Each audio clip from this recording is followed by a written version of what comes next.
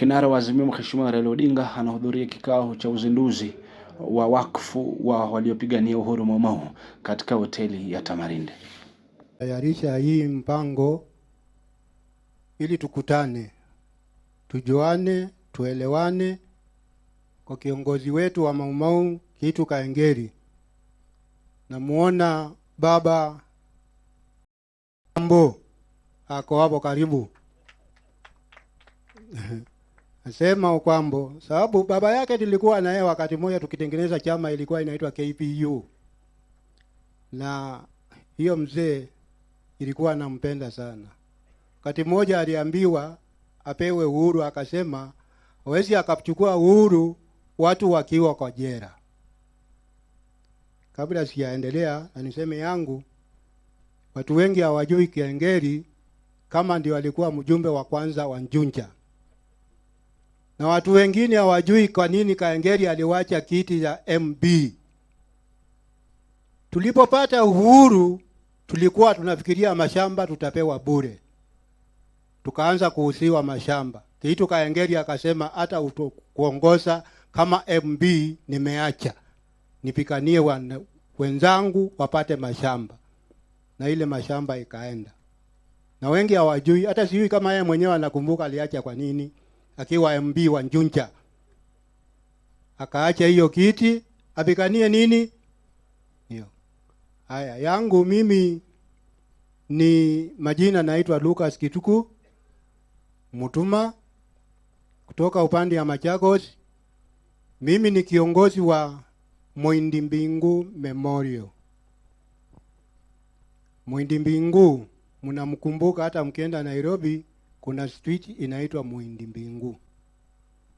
Muindi Mbingu wakati wa koloni walipokuja walikuja wakakuta wa Afrika sana sana upande ya Ukambani. Wakamba wakiwa na mashamba kubwa, wanalima, wanalisha ng'ombe zao, na wakasikia uchungu.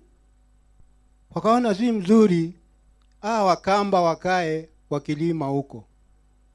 Wakaanza kuwasukuma kutoka hapa Embakasi mpaka huko Ngelani. Na baada ya hapo wakaanza kuchukua ng'ombe za Wakamba. Na wanaanza kupeleka kuchinja. Wakichinja zile ng'ombe wanapelekea wale watu wakilikuwa wanapikana huko Ethiopia na nchi zingine askari. Na wakati walikuwa wanakuja kuchukua ng'ombe zetu, walikuwa wanapika watu vibaya sana, wanapika akina babu zetu. Wakikuta bibi yako mna mimba, wanamulalia, ile mimba inatoka. Na wanalala na bibi ya mwenyewe bwana yake akiwa hapo karibu, anaona na macho yake na watoto. Na wakachukua ng'ombe zetu sawa Kamba. Na sana sana watu wa Ngelani. Na nashukuru watu wa Human Rights kiongozwa na wana Marombe, kina Washira, kina Martin kwa kutusaidia sana. Na tulipoenda kwao walitupokea na wakatusaidia. Na nakumbuka kuna wakati moja tulikuwa na Kitu Kaengeri tukija kulaunch hiyo chama ya Muindi Mbingu. Na waomba musikae chini na musichoke. Muone watu wa Ngelani wamelipwa ng'ombe zao. Maana kutoka wakati huo mpaka wa leo wajinga ndio wengi, watoto hawakusoma. Hatukusoma, na hata mimi sikusoma. Sababu baba wangu alisumbuliwa, wakashikwa, wakienda huko Kajere yako kukutana na gavana, anaanza kuwatusi, anawapika. Mpaka hata siku moja mzee mmoja akauliza gavana, tunakuomba uambie mzungu, uambie Mungu wa wasungu awache kusumbua Mungu wa Wakamba. Na wakati huo walikuwa wanalala hapo, njaa inawapata, hata Wahindi wanawasaidia, Kikuyu wanakuja wanawasaidia na chakula. Na hizo ng'ombe ndio tulikuwa tunanoa bibi nazo. Na watu wengi hawakumpata mabibi. Watoto wetu hawakusoma. Hata wa leo tuko kwa taabu. Nakumbuka siku moja baba akilia kama mtoto. Anatoka Kariokoo, alienda akakaa kama wiki 2-3. Kurudi anaanza kulia, anatuliza, "Msisi watoto tutakwenda wapi? Ng'ombe simeenda. Mama ni huyu ni mgonjwa. Mama ni huyu wamepikwa. Hata wanalala na bibi zao, wanalala na mama yenu tukiwa karibu, tunaona na macho yetu, watoto wanaona." Hii watu walisumbua sisi sana. Tunaomba watu wa human rights na serikali mseme turudishiwe ng'ombe zetu, tulipwe. Na tulipwe gharama ya ile kitu tulipata. Hata umbwa zetu walikuwa wanapika nyumbani, umbwa ndio zilikuwa askari wetu, wakisikuta wanapiga risasi wanaua. Na wakati huo tulikuwa na maziwa ilikuwa ni mingi sana, na tulikuwa panda pea maziwa kwa sufuria ama kwa sahani. Tulikuwa tunashimba chini, tunapatia umbwa zetu maziwa, tunasiwekea hapo chini sababu maziwa ile kwa nyingi. Sinakulia hapo, na ndio walikuwa askari. Wakikuta ile ng'ombe imekonda, wanapiga risasi wanaua, wanachukua ile ni nzuri. Na ukihesabu kutoka hapa Embakasi mpaka huko Ngerani mpaka huko nini, sasa hatuna bahali ya kulima. Tumekuwa kama masikwata. Hata hatuna bahali pa kulima. Hatuna ng'ombe. Watoto wetu hawakusoma. Watu wengi ni wajinga, hawajai kusoma. Watu wengine ni maskini. Na hizo ng'ombe ndio tulikuwa tunanulia watoto wetu mabibi naso. Na watoto wengi hawakupata bibi. Sababu huwezi kukubaliwa na mtu uchukue bibi yake, mtoto yake, huna ng'ombe, huna mali. Tulikosa mali. Ya mwisho nataka kusema, Kenyatta akitoka jela, wakati alikuwa anatoka jela, walikuta hata na mimi niko jela na watu wengine. Unajua ni kwa nini? Tulishikwa kwa ajili ya kutengeneza hii bendera ya taifa. Na tukaichukua tukaipeleka mpaka Rungitu kwa kina Kibaki, tukaonana na yeye ndio wachakua ile bendera inaweza kuwa ndio bendera ya taifa. Ili nivunga. Na wakati tulifungwa, Jaramogi Oginga Odinga, Tom Mboya na Sikuku walikuja wakatuambia tunataka tuombe mzungu awaachilie muende nyumbani. Tukawaambia kama baba zetu wako jela, wacha hata sisi tukufe ndio tupate haki yetu. Na tukafungwa mpaka tukakaa ndio tukatoka. Walipotoka na sisi tukakaa kidogo kidogo kama miezi 3-6 tukaachiliwa.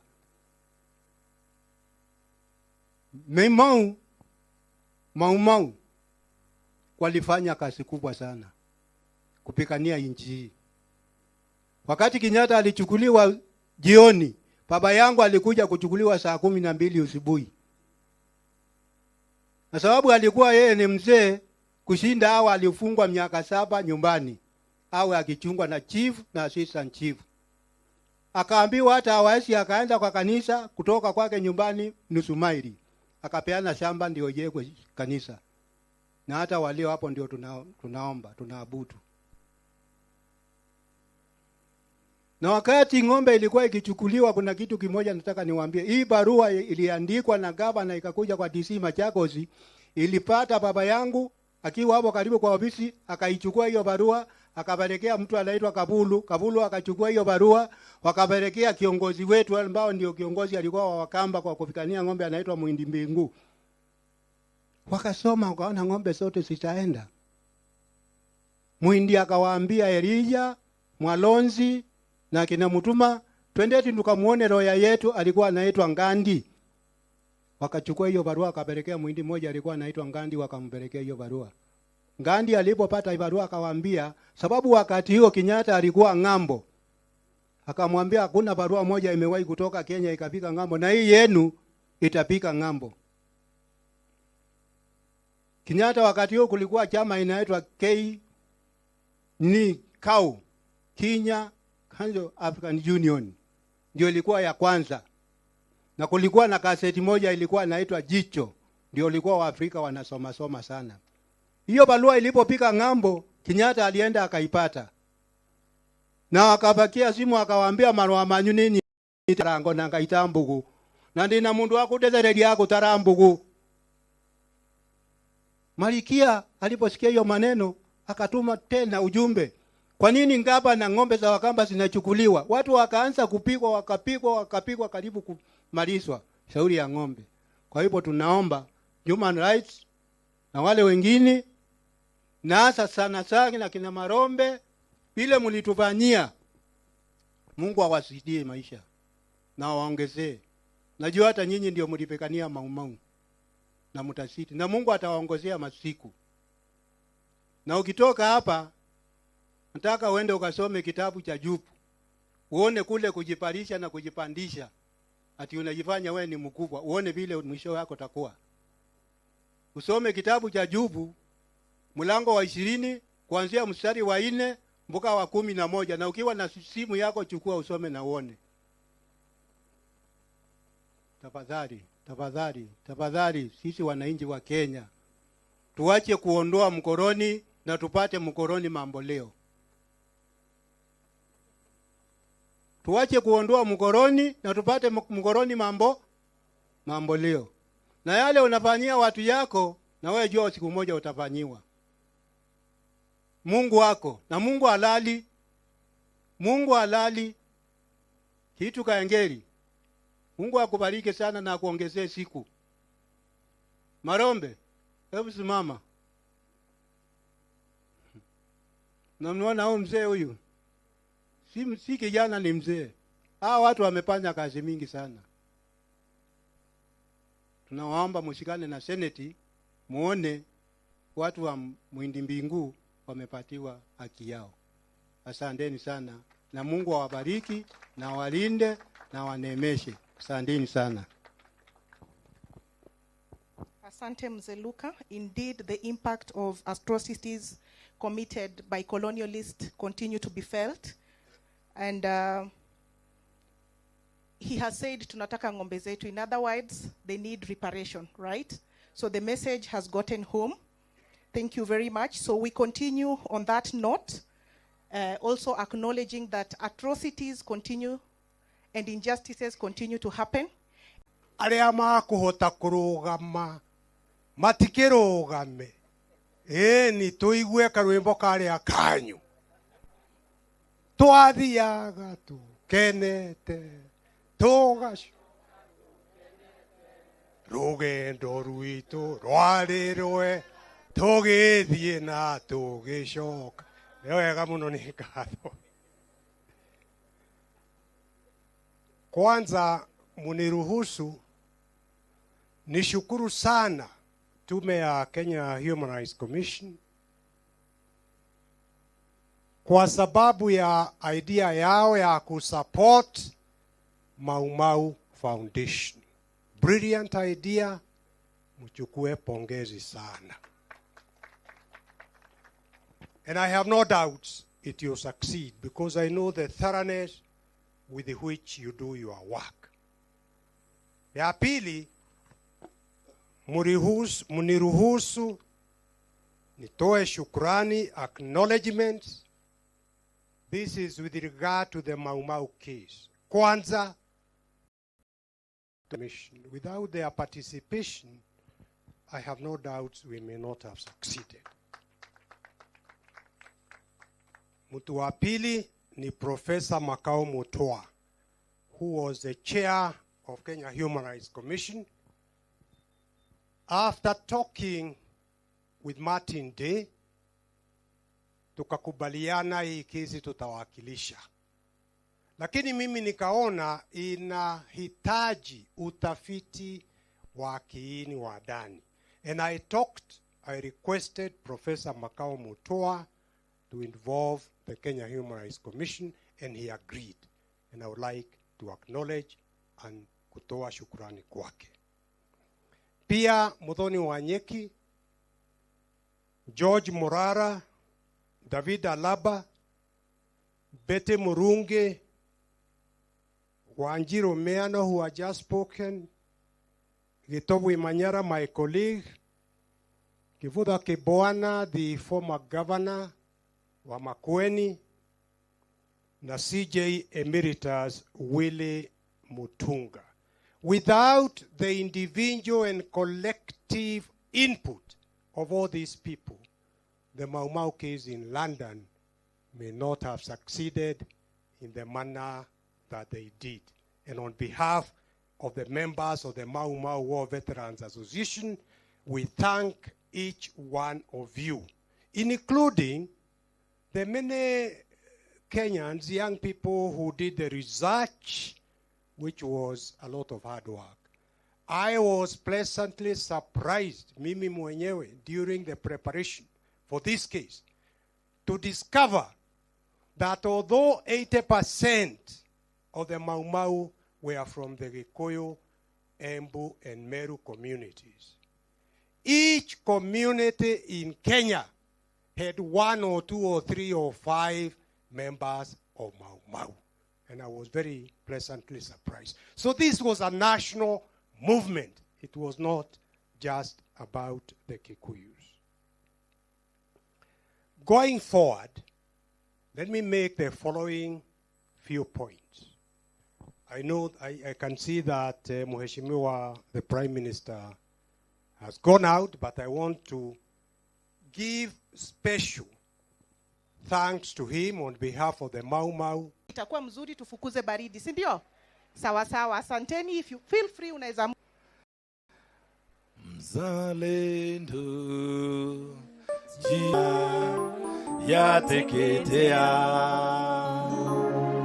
mzalendo jitole mhanga, angalia Kenya yateketea, mzalendo rejea nyumbani, angalia Kenya yateketea, mzalendo rejea nyumbani, angalia Kenya yateketea. Baba kazi hana, mama chungulea kwa uchungu, mtoto njaa, oh kijana karo imekosa. Baba kazi hana, mama chungulea kwa uchungu, mtoto njaa, oh kijana karo imekosa. Oh ya kijana mhanga, angalia Kenya, Kenya, Kenya yateketea. Imba nasi mzalendo jitole mhanga, angalia Kenya yateketea, mzalendo rejea nyumbani, angalia Kenya yateketea, mzalendo rejea nyumbani, angalia Kenya yetu yateketea. Solo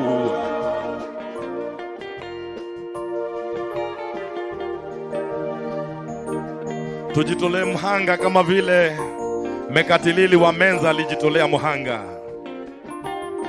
Tujitolee kama vile Muthoni Wito Nyanjiro alijitolea mhanga. Tujitolee mhanga kama vile Dedan Kimathi wa Shiori alijitolea mhanga.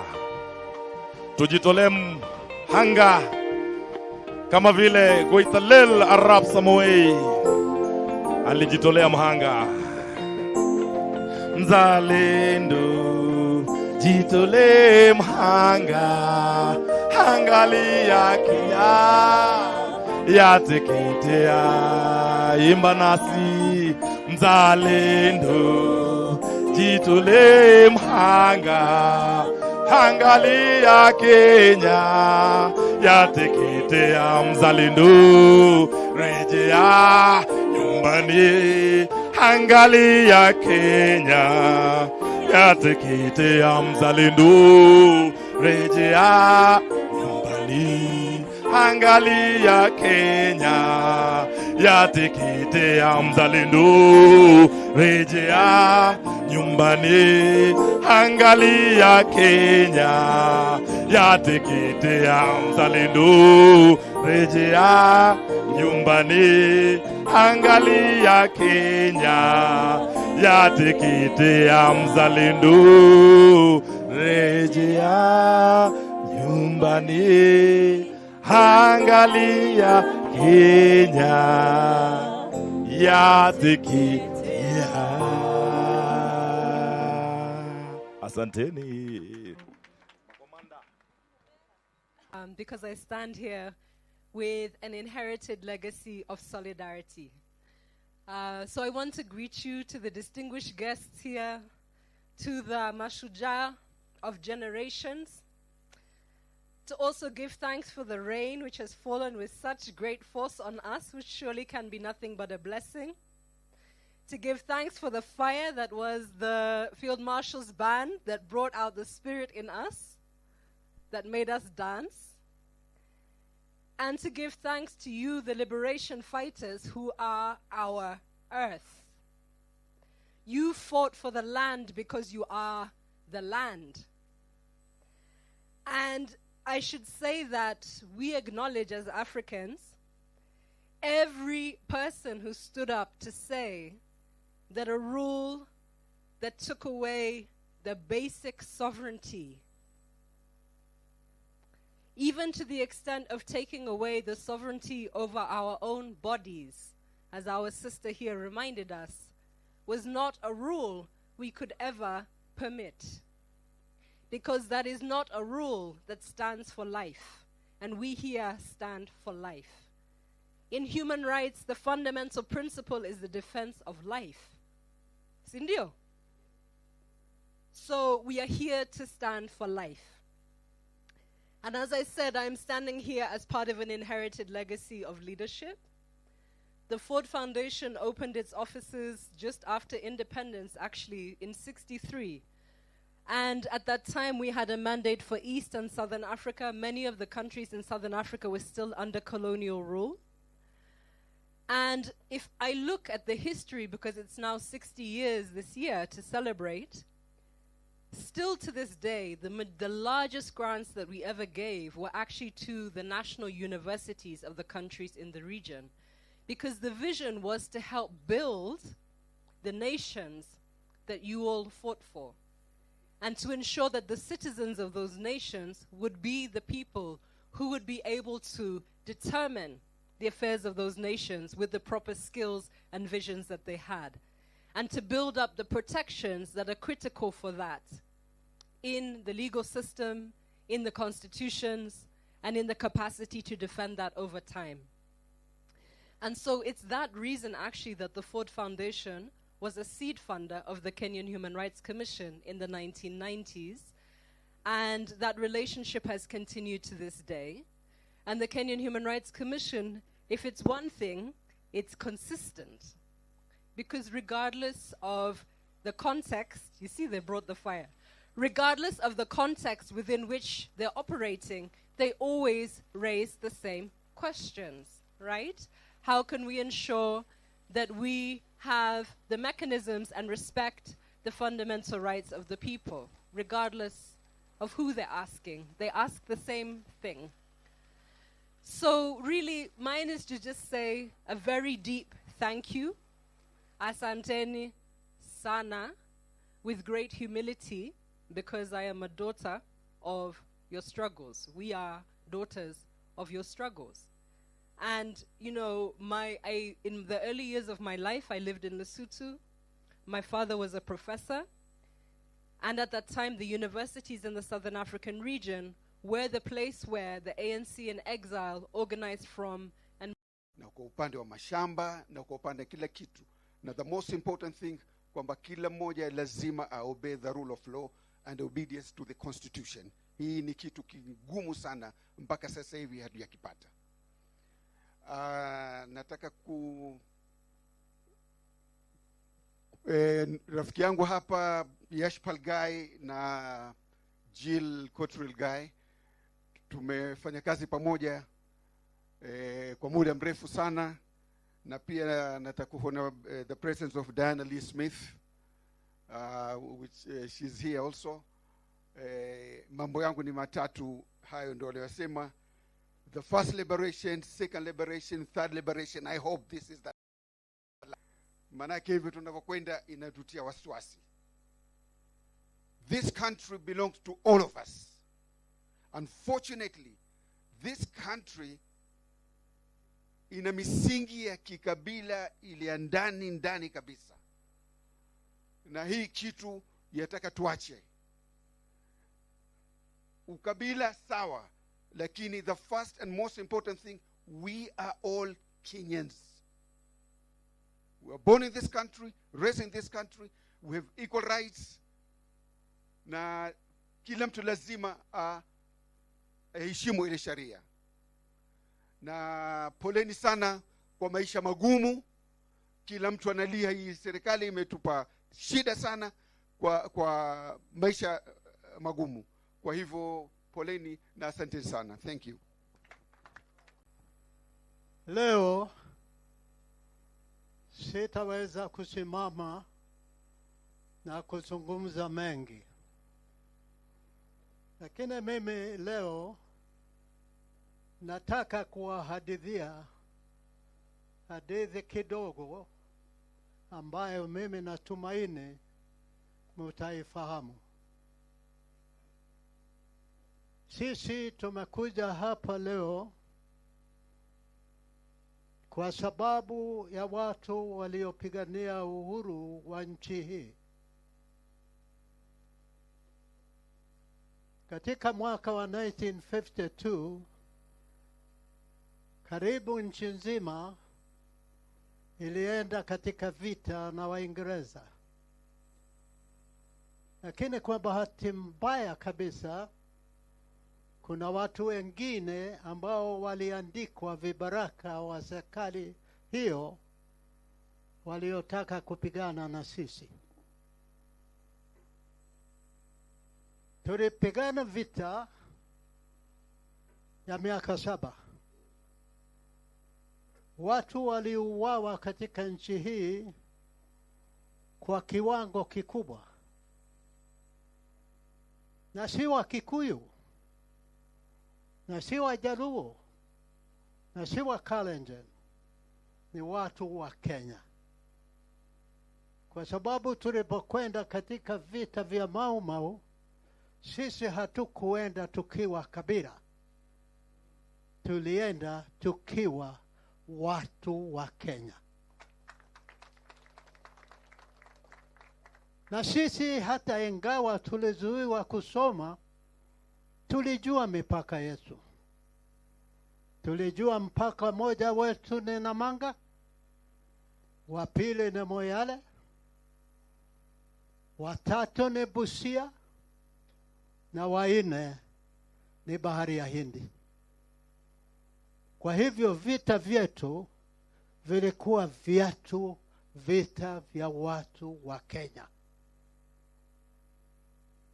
Atakaye hadithia wewe habari ya Wajaluo au wa Kikuyu au wa Kalenjin, habari ya vita vya MauMau, atakuwa anadanganya wewe. Kwa sababu katika nchi hii, katika utawala wa ukoloni, hatujui mtu mmoja Mwafrika ambaye alikuwa akitendewa vizuri na Waingereza. Kwa hivyo wakati vita vya MauMau vilivyotokea, kila mwananchi wa nchi hii ambaye alikuwa naumizwa aliingia katika vita hivyo.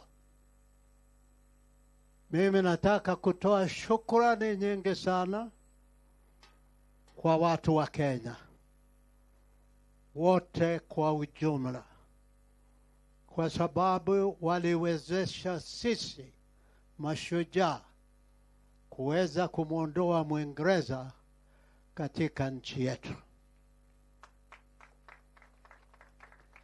Sasa ilifanyika nini baada ya sisi kushinda vita vivyo? Mwingereza na wale vibaraka wake walikula njama ya kwamba hao walikuwa wana support pande yake, ndio watapewa uhuru, ndio sisi tukitoka katika jela na kila mahali pengine tukute serikali imefanywa na iko katika mikono yao. Walifanya nini? Walichukua serikali, halafu wakachukua kila kitu katika nchi yetu. Pesa katika benki, vichaka, kila kitu ambacho ni matunda ya uhuru ikawa katika mikono yao. Na akaanza kukula matunda hayo wakati huo wa siku hiyo.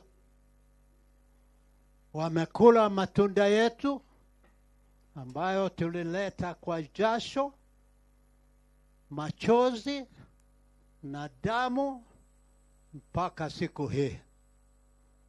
Wale waliopigania uhuru hawana mahali popote ambao wanaweza kukaa, ambao wanaweza kupata pesa kuweza kununua dawa. Sasa hawa vibaraka wa wazungu wameingilia, sasa wanakula uhuru wetu tulioleta kwa jasho na damu. Hiyo nimemaliza. My fellow brothers and sisters in the struggle, hamjambo. But nimeshukuru sana kuwa hapa na kusikia machache ambayo nimesikia. Nimekuja kuchelewa kwa sababu mnapojua saa hii tunakaa kama majaji kule kwa Senate kuamua mambo yenye imetoka Meru. Na tumepatiwa break ya saa 1:30 na nikaona nikimbie nije hapa tusalimiane alafu nirudi niendelee na ile kazi mlinipea. So asanteni sana. Yangu yatakuwa mafupi. Jambo la kwanza, nataka tuelewane. Kama huna story kwa Kiswahili wanainaitwaje? Kama huna hadithi, lakini hadithi inakaa kama sungura mjanja. Lakini kama huna hadithi, if you don't have a story, you don't exist. It's out of the story that you have that you can have claims to anything. Today, the most powerful people in the world are the Jews as a community. Why? They have a very long story. And so, our story needs to be understood, needs to be documented, needs to be told. Should I speak English or Swahili? Swahili. Okay. So, hiyo hadithi yetu inataka tuielewe vizuri, tuweze kuiandika, tuweze kuitunza na tuweze kuitangaza. Ndio watu wajue kwamba sisi pia ni watu ambao wanatoka mahali fulani na wana mwelekeo fulani. Na ndio maana katika seneti tumeamua kwamba haya mambo haya makosa yaliyotendwa na wakoloni ni lazima yaandikwe.